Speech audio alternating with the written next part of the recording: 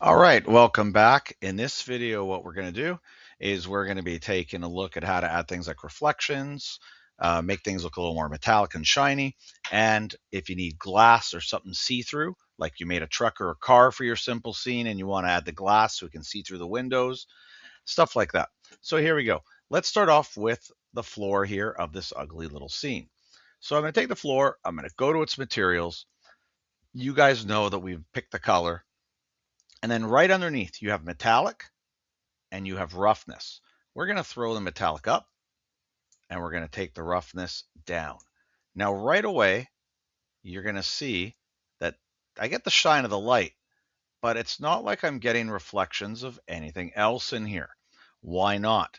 Well, let's go up to this tab here. This is called the render tab. And on the render tab, you can see the very first setting is render engine Eevee. What this is this is the program or the code that is calculating what the scene looks like. And it's doing all these calculations with the lights and shadows and colors. Eevee is very fast. It's efficient. It's good to work with quickly, but it doesn't do all the calculations that some of the other render engines do. And so what we're not seeing here is we're not actually seeing the actual reflections we could be getting. So let's switch the render engine to cycles. And instantly you're going to see that the quality of your final render here is you see a lot more. You'll also see these speckles and everything. You'll also see it working hard right here. It's still doing some work up in the top left corner. You're going to see that it's telling us, you know, how much work it does every time I shift the camera. It's got to rework and calculate what the scene looks like. That's why we don't leave the render engine on cycles the entire time. Usually you work with it on Eevee, and then for your final render, you can switch in the cycles. Okay. Now, how about getting, like we said, the glass look? Okay.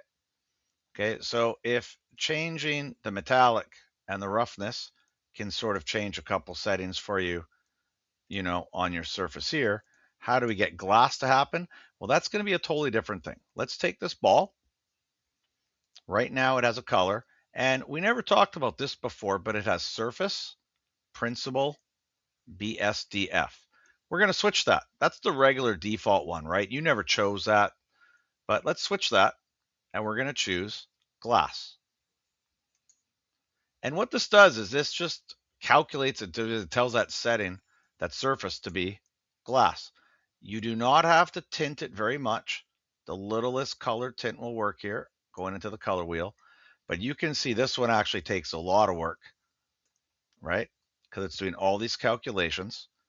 It'll take a while, but when it finishes, it's the start, the beginner's start.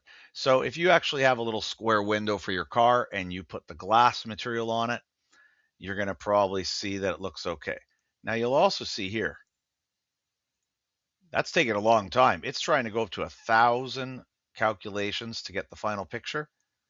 Whoa, that takes like a half a minute just to get that picture right. Like get this in your scene. And if you change the direction, yeah, it's got to recalculate again the entire scene. So it's work intensive.